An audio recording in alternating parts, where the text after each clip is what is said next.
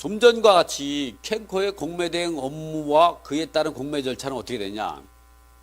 앞에서 같이 그 세무관서 등이 세무관서라든가 또는 이 세무관서 등이라는 건 뭐냐면 이 국세 같은 경우는 세무서, 지방세 같은 경우는 지방시 군 구청장들이죠.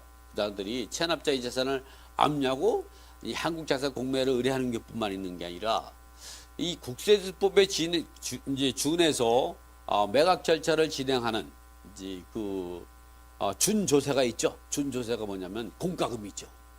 공과금도 국세법에 의해서 매각 절차를 진행하게 되는데 이 공과금은 4대 보험이 있죠. 국민건강보험, 국민연금보험, 고용보험, 산재보험 이런 것도 이제 그래서 우리가 압류상 공매 같은 경우는 공매 절차가 국세, 지방세 그리고 4대 공과금에 의해서 진행되는데 이런 부분에 의해서 공매가 진행된다.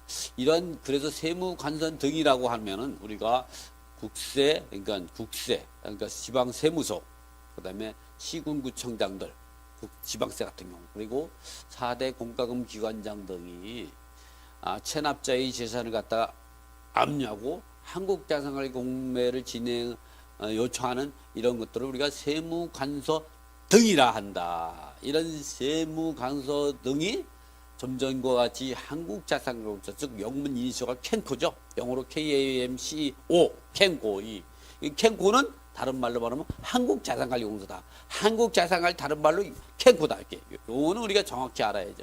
이 캔코의 공매 대행 업무와 그에 따른 공매 매각 절차는 어떻게 되는가? 이 부분은 굉장히 길죠. 그래서 제가 시간이 좀 많이 할애하더라도 정확히 한번 어떻게 전체가 진행이 되는가 이 부분을 제 저서인 아주 명작이죠.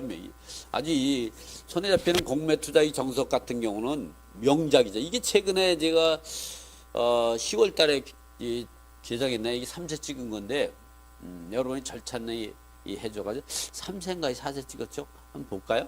이게 지금 몇 세냐 하면 제가 한번 책을 책에서 봐드릴게요. 이렇게 보면 3세네 3세 이렇게 3세 보이시죠? 3세 하면은 이게 잘 안 보이네. 예, 이제 한 3세죠?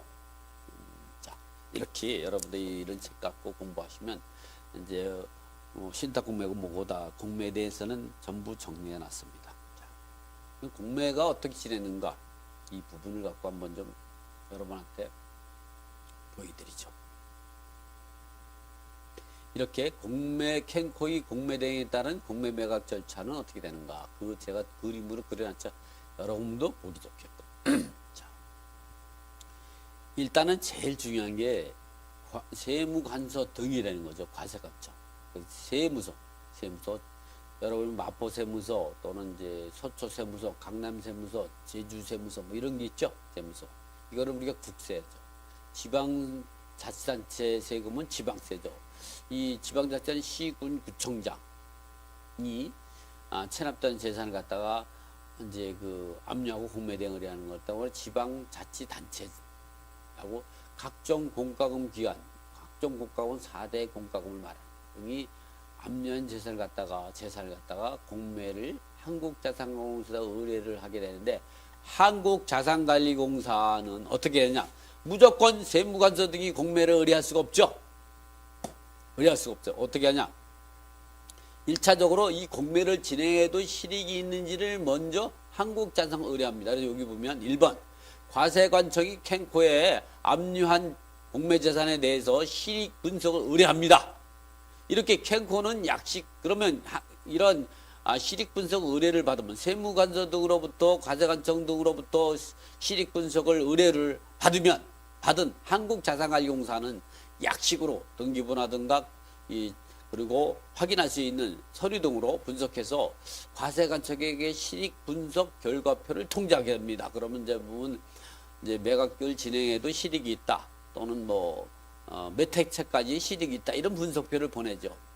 그런 이런 과세관청은 이렇게 실익 분석 결과 통지서를 받은 과세관청은 실익이 있으면 공매 대행 의뢰하고 실익이 없다면 공매를 진행하지 않습니다. 할 수 없는 당연한 거죠. 선수리 채권이 많다. 세무가 적은데 뭐 이 법정기일보다 빠른 이제 세금이 많다. 그래서 이거 공매를 진행해봐야 남을 거가 없다. 이럴 때는 공매를 진행하지 않습니다. 괜히 공매 집행 비용만 들어가게 되는 거죠. 공매 집행도 지금 3%에 해당이 되잖아요. 매각 수수료가. 이 세무관서 등이 한국자산관리공사에게 매각 수수료를 지급하는 것이 3%입니다. 그러니까 비용이 꽤 되죠. 그래서 한국자산관리공사 물론 매각이 돼야죠. 한국자산관리공사에게 이러한 실익 분석 결과표를 받은 다음에 실익이 있다 판단해서 공매 대행을 의뢰를 하게 되면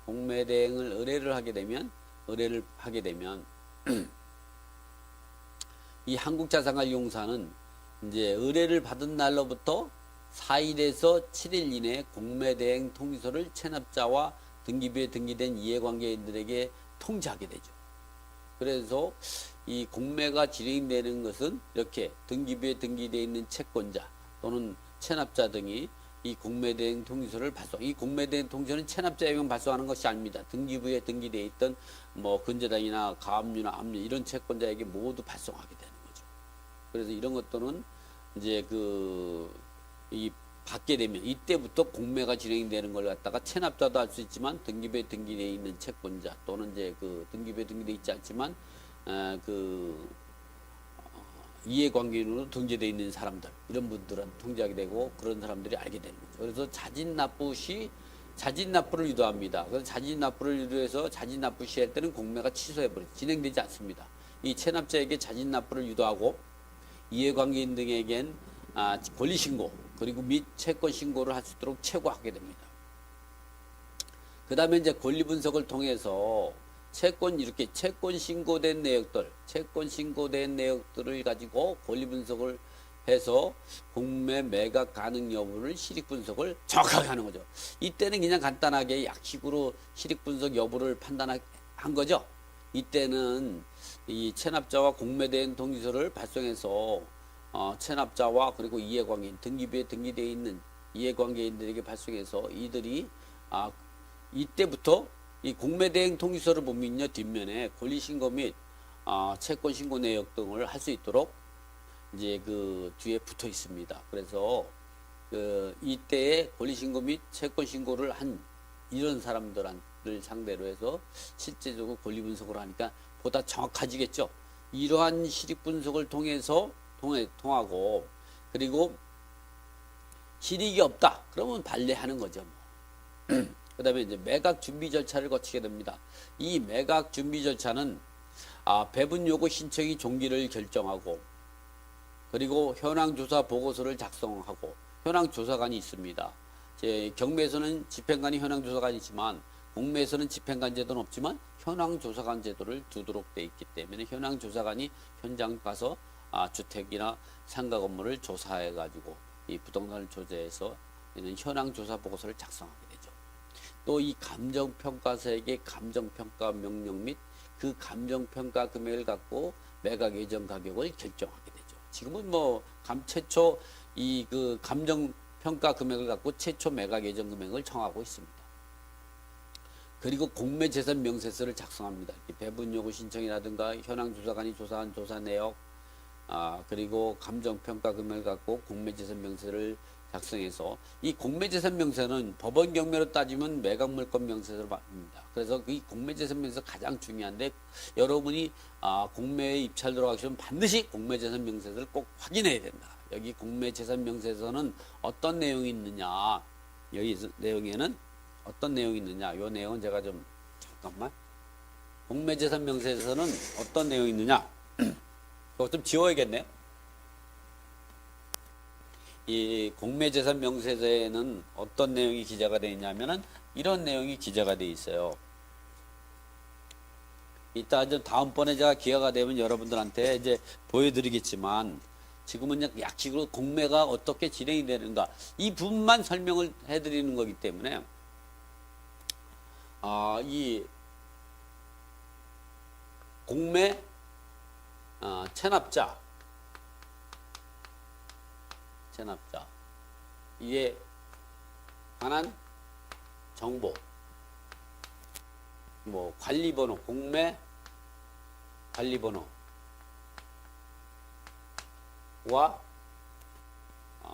주소, 면적 등.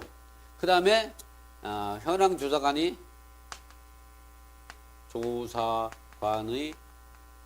조사한 임대차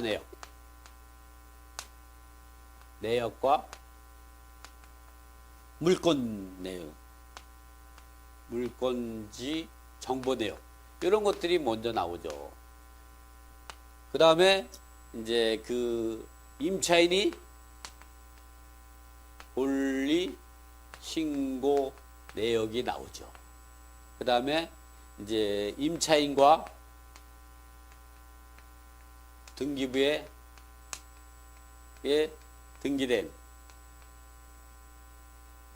등기된 이 채권자의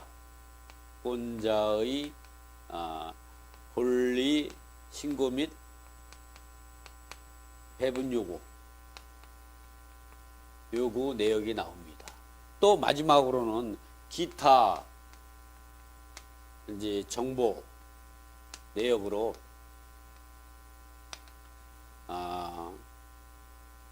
매수인이 인수할 권리나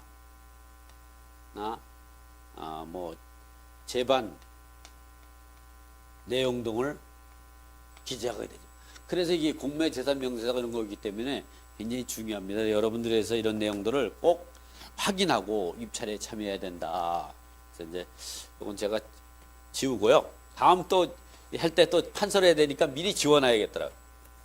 저는 이렇게 항상 물로 칠판을 지우니까 칠판이 깨끗해서 여러분이 이제 동영상을 보더라도 저의 이러한 노력에 의해서 깔끔한 화면을 볼 수가 있는 겁니다. 그러면 다음에는 이제 어떻게 돼가는가? 그 다음에 이제 보면, 자, 이렇게 되면, 그 다음에 이제 보면, 이 매각 준비 절차를 이렇게 진행했고, 이러한 매각 준비 절차에 의해서 최초 공매 공고 또는 이렇게 이래부터 처음에 공매를 할 때를 우리가 최초 공매 공고라 했죠. 그러나 좀 전에 봤지만 1회부터 6회까지 공매를 진행했는데도 입찰자가 없어서 유찰된 경우, 이렇다고 하면 다시 재공매 공고 후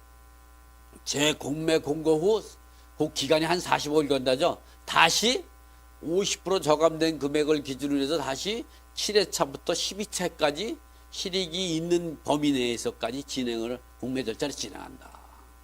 그래서 일단은 뭐 최초 공매 공고를 하게 되면요, 두 가지를 하게 됩니다. 이 최초 공매 공고가 압류 효력이 발생하는 거죠. 공매 공고 즉시, 최초 공매 공고 즉시 이런 최초 공매 공고는 최초의 공매를 위임받은 날로부터 3개월 이내에 신문 공고 및 온비두의 전자 공고 방법으로 한다. 그래서 이렇게 최초 공매 공고와 즉시 두 가지를 하게 되는데, 이 최초 공매 공고 즉시 두 가지라, 하나는 공매 통지서를 발송하게 되죠. 누가 체납자나 이해관계인이라는 거는 이 처음에 공매 대행 통지서는 등기부에 등기되어 있는 채권자를 기준으로 했지만, 이때 이해관계는 어떠냐? 그 체납자와 그리고 등기부에 등기되어 있는 채권자, 그리고 현황조사관이 조사한 내역 또는 감정평가가 하는 과정에서 알게 된 내역, 이런 채권 신고한 내역들을 가지고 공매 이해관계인을 정해서 공매 통지서를 발송하게 되죠. 그리고 공매 공고 등기를 촉탁합니다. 등기관에게. 이게 국세지법에 의해서 세무관서나 지방자치단체가 체납자세를 압류를 하거나든가 공매를 갖다가 진행할 때에 공매 공고 등기를 촉탁할 수 있는 제도를 위임을 받은 국세법 61조 제5항의 61조 5항 5 단서에 의해서 공매를 한국자산을 공매를 진행하면 세무관서 등이 항고로 보는 거죠. 그 규정에 의해서 한국자산공사가 공매 공고 등기를 등기관에게 촉탁하게 되죠. 그런 절차가 받으면 어쨌든 이러한 공매 공고는 나든가 해서 공매 통지서라든가 공매 공고 등기는 보통 공매를 위임받은 날로부터 3개월 이내에 진행하게 되게 되는 거죠. 자, 이렇게 최초 공매 공고가 이루어지게 되면 그 다음에는 배분 요구, 이때 최초 공매 공고에는 배분 요구 종기가 기재가 되는 거죠. 어쨌든 거기에 기다리는 배분 요구 신청이 종기 날짜를 정해야하는데, 이때 이 배분 요구 신청이 종기는 어떻게 정해냐? 최초 공매 공고 후, 이 최초 공매 공고 후 45일 이내에 배분 요구 신청이 종기를 정하게 되는 거죠. 이 제도는 2012년 11월 1일부터 시행하게 된 제도입니다. 이렇게 배분 요구 신청이 종기를 정해 가지고 이제 그리고 공매 입찰 정보의 공개는 이 그 최초 첫 입찰 기간 7일 전에 하게 되는 거죠. 공매 재산 명세서를 이해관계인에게 열람 신청권을 주는 제도, 그리고 현황 조사 보고서, 그리고 감정 평가서 등은 이렇게 열람은 언제냐? 첫 입찰이 시작하기 7일 전부터, 법원 경매도 마찬가지죠. 첫 매각 기일 7일 전부터 이렇게 매각 물건 명세서와 현황 조사 보고서와 감정 평가서를 이해관계 열람하던 것처럼 공매도 공매 재산 명세서와 현황 조사 보고서와 감정 평가서를 첫 입찰 기간 7일 전부터 언제까지 이 매각 절차가 진행될 때까지 이해관계인에게 볼 수 있도록 열람 신청권을 주도록 되어 있습니다. 이렇게 이 공매 입찰 첫 입찰 기간이 주어지게 되면 이 첫 입찰 기간은 보통 어떻게 되냐면 최초 공매 공고 후 첫 입찰 기간은 10주 이내. 그러니까 이렇게 최초 공매 공고 후 이 첫 입찰 기간은 언제냐? 첫 입찰 기간은 언제냐? 한 10주 이내에 정하여 진행되고, 기간 입찰로 매주 월요일 10시부터 수요일 5시까지 입찰 기간이 주어진다. 이 입찰 기간 내 입찰서를 제출하고 입찰 보증까지 납부해야 됩니다. 이렇게 첫 입찰 기간이 주어지고 첫 입찰 기간에 매각 절차를 진행해서 이제 계속 진행이 되겠죠. 유찰되면 다시 돌아오고, 유찰되면 다시 돌아오고, 유찰되면 다시 돌아오고. 이 매각 절차 진행해서 매각기일이 언제냐? 매각기일, 즉 입찰 기간 마지막 날, 이 길인 목요일 11시에서 11시 30분에 최고액 입찰자를 낙찰자를 온비드 상의 사이트에서 공표하고, 입찰자는 온비드 사이트에서 낙찰 또는 유찰 결과를 확인할 수 있는 거죠. 그 매각 결정 전까지 또는 차순위 매수 신고와 공유자 우선 매수 신청이 가능하다. 그래서 이 입찰자가 없어, 매각길에 입찰자가 없어서 유찰됐다 그러면 다시 계속 재공매 절차가 진행이 되는 겁니다. 올라갔다 내려갔다 올라갔다 이렇게 올라갔다 이렇게 내려온 거죠. 계속 이 절차가 반복이 되는 거죠.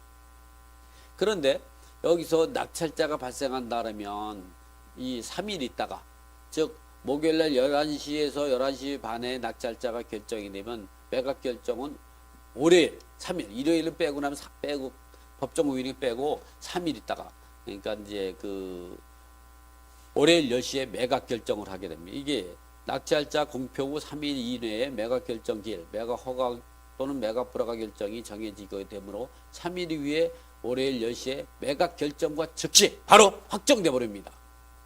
이 매각 결정이 확정되고 나서 낙찰자의 동의가 있어야 공매가 취소가 가능하다. 이 매각 결정이 되고 나면 이 매각 결정이 된 날부터 3천만 원 미만은 7일 이내에 잔금을 납부해야 되고, 3천만 원 이상은 30일 이내에 잔금 납부가 기한이 정해진다. 이 30일 이내 잔금을 납부하자면 또다시 대금 납부 최고 기간 10일을 주어지게 된다.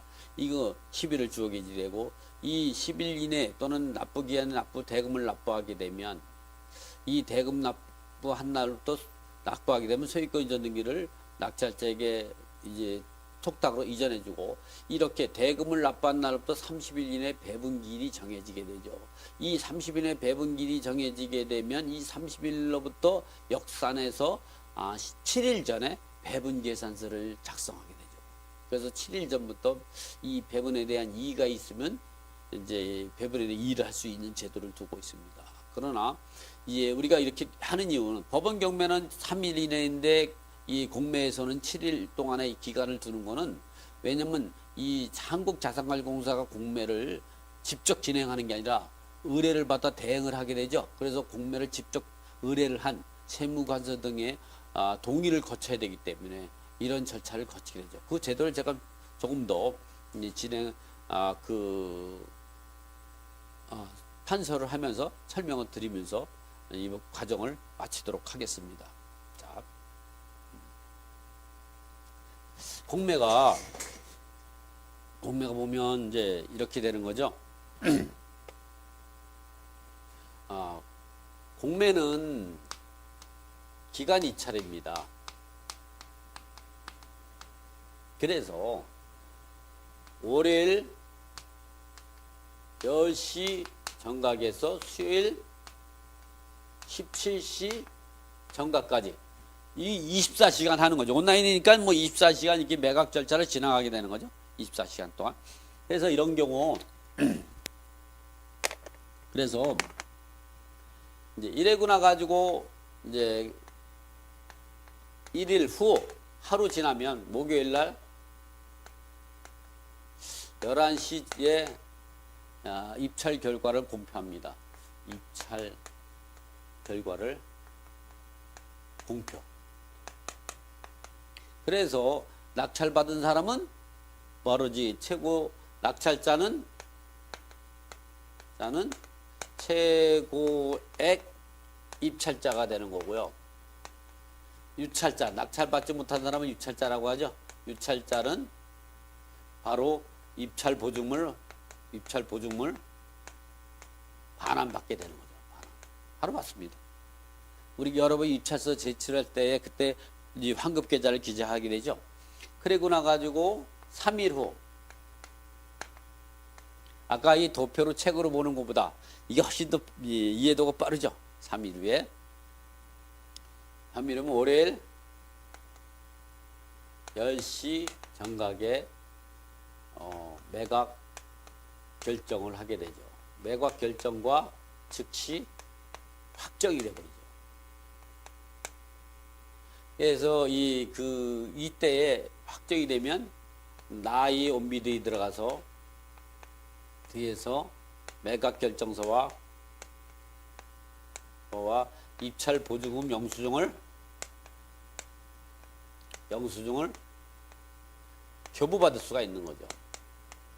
교부받을 수가 있는. 그리고 나가지고 이때부터 3천만 원, 만 원이네. 미만은 7일 이내. 3천만 원 이상은 30일 이내 잔금 납부가 길이지고 이때까지 납부하지 않으면 납부 최고 기한 10일을 주게 됩니다. 그래서 최장 3천만 이상 되면 최장 40일 이내에 잔금만 납부하면 되게 되는 거죠. 이렇게 이때부터 잔금을 납부하게 되면 이제 그 30일 이내 배분길이 잡히죠. 이 배분길로부터 역산해 가지고 7일 이전에 배분계산서를 작성합니다. 그래서 이 배분길까지 배분에 대한 이의가 없으면 배분계산서가 확정이 되는 거죠. 이렇게 7일 전에 작성하게 되는 거는 공매를 위임한 관서의 동의를 얻어야 되는데, 그래서 그 배분계산 작성하자마자 7일 전에 7일 전에 작성하자마자 공매를 위임한 관서에 내가 동의 여부를 통지하죠. 언제까지? 배분길 3일 전까지 동의 여부를 해라. 동의 여부의 통지가 없으면 동의한 거로 보고 배분계산서를 진행하게 됩니다. 이렇게 해서 우리가 공매 매각 절차가 진행이 된다. 이것을 한으로 여러분에게 설명. 여기서 또 다시 우리가 하나 더 점검해야 될 건 뭐냐면 이런 내용이죠. 이렇게 낙찰자가 결정이 되고 나서 매각 결정이 되는 요 사이에 세 가지를 할 수 있다. 세 가지가. 하나는 첫 번째 하나는 체납자가 체납액을 상환하고 공매를 취소할 수 있다. 또 두 번째는 차순위 매수 신고를 할 수 있다. 세 번째는 공유자의 우선 매수 신청을 할 수 있다. 체납자가 상환 공매를 취소할 때 이때는 낙찰자의 동의 없습니다. 동의가 필요 없. 그러나 매각 결정 이후에는 반드시 최고의 입찰자 즉 낙찰자의 동의가 있어야만이 공매를 취소할 수 있다. 이렇게 해서 요 과정은 우리가 공매를 세무과서 등으로부터 공매를 위임받아 가지고 이 매각 절차를 진행해서 배분 절차까지 모두 진행되는 과정을 이제 한 40분 정도 내에서 설명을 드렸죠. 자, 이 과정 요거는 이 과정은 이거로 마치고요.